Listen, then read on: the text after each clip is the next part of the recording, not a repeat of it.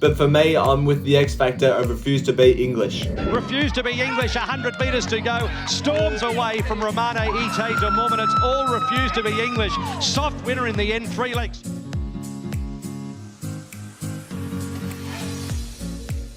Hello everyone and welcome back to the channel. This week's preview is Zipping Classic Day upcoming at Caulfield.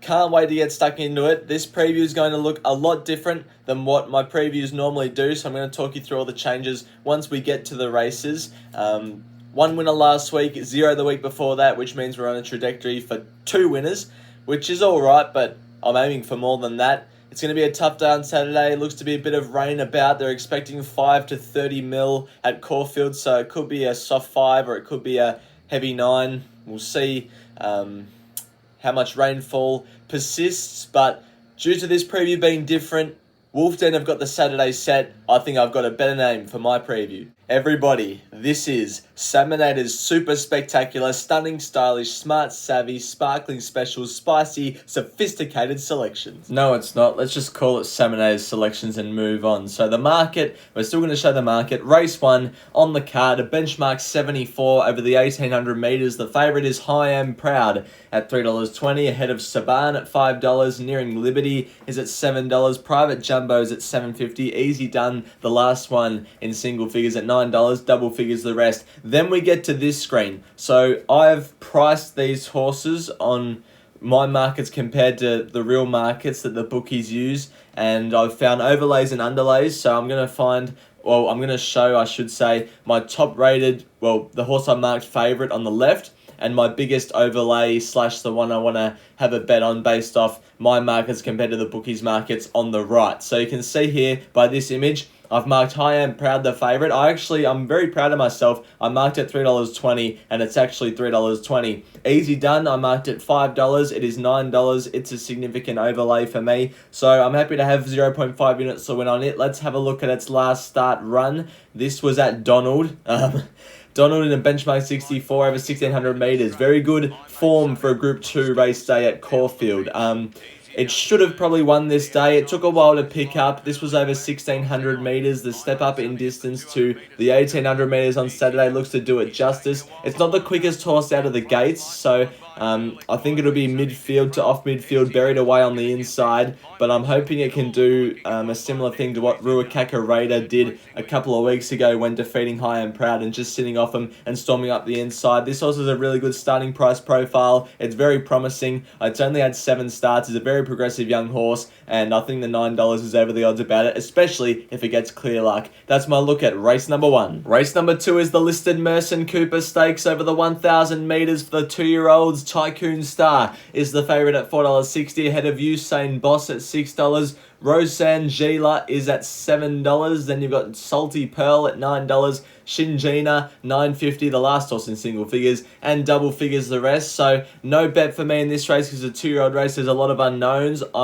Just to clear up as well, I am only showing replays of the horses that I have got units on. I'm not showing replays of top selections, so I won't be showing any replays for this race, race number 2. I just saw Tycoon Star. That race experience is going to be extremely beneficial under this set weights race. Gate 7 looks to have an ideal map, and it beats some smart 2-year-olds last time in. So Tycoon Star for me in the Merson Cooper. Race number 3 is a benchmark 84 over the 2400 metres. Almarise is the favourite at $3.10, ahead of Cadavar, who is at $5.50. Then you've got out to $7 for Quantum Cat, $7.50 for Flamin' Romans and Divus Romulus. Longer odds the rest. Now in this race, I marked Almarise the favourite just. It's actually a significant underlay for me. I marked it $5.50, it's $3.10, so no way I could go near that price. For anyone wondering why Luke Nolan isn't riding Almarise, it's because, I don't think he can make the weight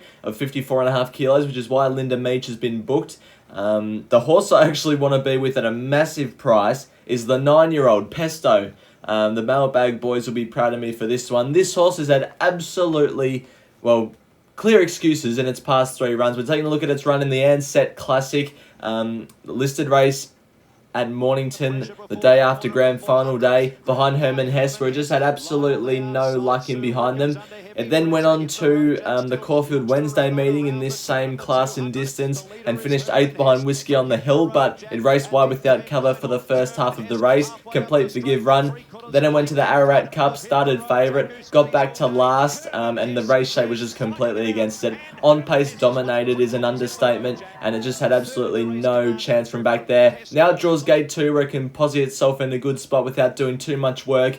Blinkers go back on. I reckon this horse is ready to run a massive race at $41, and I'm happy to be on it. Pesto for me is my bet in race 3. I've marked Almarai as the favourite. Race 4 is the listed Twilight Glow Stakes for the 3-year-old fillies over the 1400 metres. She's Got Pizzazz is the favourite at $3.60 ahead of On Display at $4.50. $5.50 for Grinzinger Pod, $9.50 about for Supercilious, and longer odds the rest. Now in this race, I have marked She's Got Pizzazz the favourite. For those who watch my Black Bookers videos quite regularly, I have She's Got Pizzazz and Grinzinger Pod in my Black Book, and they're both running in this race. I'd rather be on She's Got Pizzazz. It's drawn gate 1 to put itself on speed. Grinzinger Pod's also drawn a good gate, but it lacks the gate speed in my opinion. So if you're a Black Booker Saminator follower, I'd advise She's Got Pizzazz to have something on. I have marked it $3.80 and it is currently $3.60. I'm not sure why it says $3.10 there. $3.60 She's Got Pizzazz. So it's a slight underlay, but they're pretty even. The two horses I've found as overs in the race is number 6 Gel Horn and number 11 Deep Pleasure. We're going to take a look at both of these horses. Gel Horn first of all. This was its run last start. First up in one of those Emerging Stars maidens. This was at Geelong. $75,000 race where it settled midfield. Just got held up a touch at the start of the straight and took some time to pick up. I think the step up to 1400 metres is ideal for this Omaha Beach filly. Drawn gate 2, Mickey D can sneak a pair or two closer than what most would map this girl. So I'm happy to have something on Gel Horn, 0.25 units to win for me. The other one is Deep Pleasure. I think this horse has been thrown in the deep end a bit by the Price Ken Jr. team. They've got 3 horses with the Seamus Mills colours in this race. The more favoured of them On Display is a good chance, but I think this horse is over the odds. Deep Pleasure. This was his last start, a maiden win at Kilmore. Another good form reference for a Group 2 meeting at Caulfield. A Kilmore maiden where it went straight up the inside and won as a $2 favourite. This horse has the ability to put itself in an on-speed position from gate 7 outside of runners. You can just see when it goes back to the inside, it wins with its ears pricked. So I just don't think it 100% tried in this race and it still won.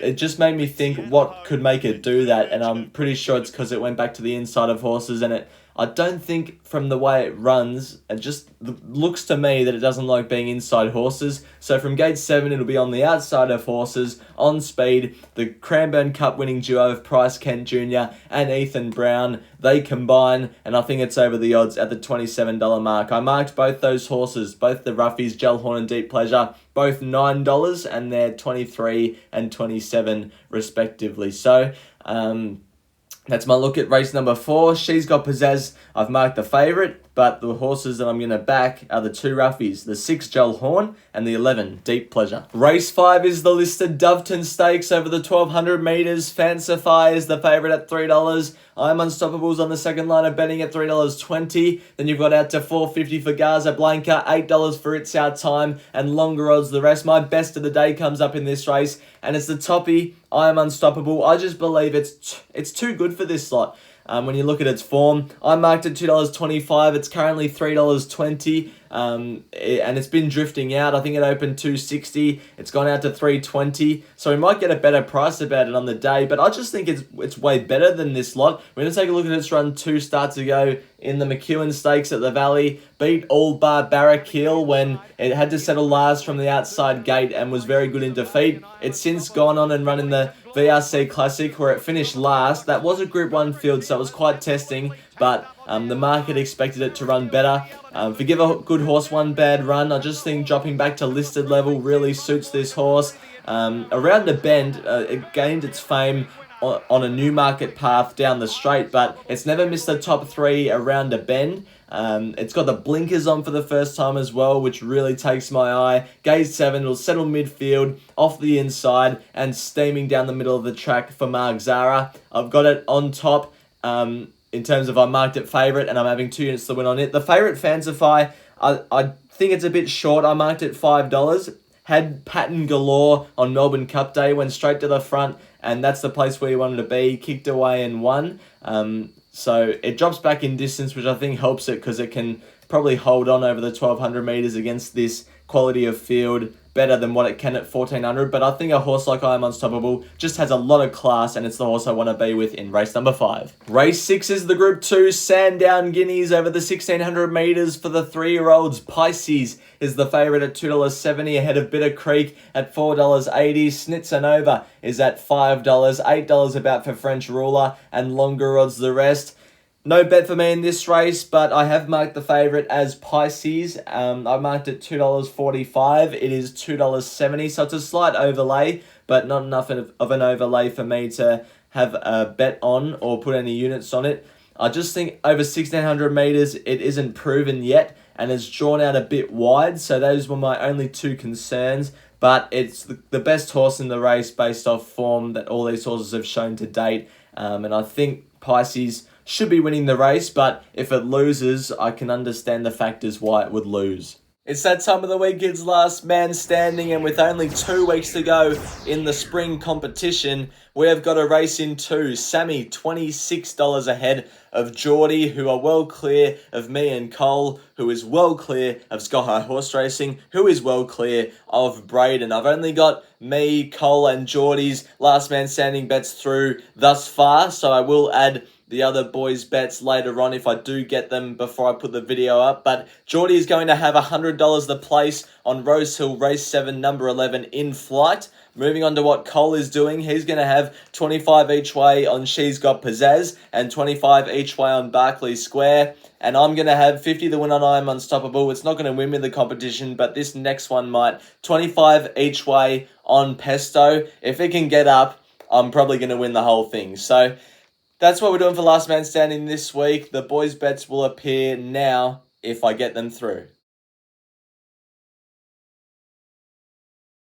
Race 7 is the Group 3 Eclipse Stakes over the 1800 metres. Poison Chalice is the favourite, just at $4.40, ahead of New Energy at $4.60. And then you've got out to $7 for Apulia, out to $8.50 for Keats. Then you've got $9.50 about for Ain't No Deal Done, and also Charterhouse. Longer odds the rest. It's a very even race. I've actually marked 2 horses here equal favourites, New Energy and also Apulia, but I've decided to put New Energy as the top rated horse because Mark Zara has chosen to ride this horse over Apulia. However, I'm still going to have a bet on Apulia considering the price discrepancy. I marked Apulia equal $5 favourite with New Energy. New Energy for me is a slight underlay. Apulia is an overlay. We can take a look at its last start run on Cup Day behind Aaron Bay and Unspoken, where it was just getting bullocked a bit in the straight by the outside horse Unspoken, and I don't think it appreciated it too much. If it hadn't have copped any interference, I don't know if it would have won, but it would have tested the winner Aaron Bay. Aaron Bay since come out and run really gallantly in that $500,000 country final at Caulfield a couple of weeks ago. I think Apulia from gate 11, that gate is good for it. It can settle midfield in the 3 wide running line hopefully, and I think third up now it's ready to peak, and yeah, I'm happy to be on it at the price of $7. I think we can get $8 in some places, but I think it's $7 for the sake of this preview and when the odds have been screenshotted and when this preview is coming out. So yeah, Apulia for me is my bet, but my top rated horse is New Energy and also Apulia. Race 8 is the feature of the day. It's the Group 2 Zipping Classic over the 2400 metres. Arapaho is the favourite at $4.50, ahead of Naval College, who is at $6.50. And then you've got out to, well, also $6.50, I should say, is Kingswood and longer odds the rest. I've marked a horse double figures, the favourite in my markets, and it is Nonconformist number 2. I've got Nonconformist the favourite, and I've also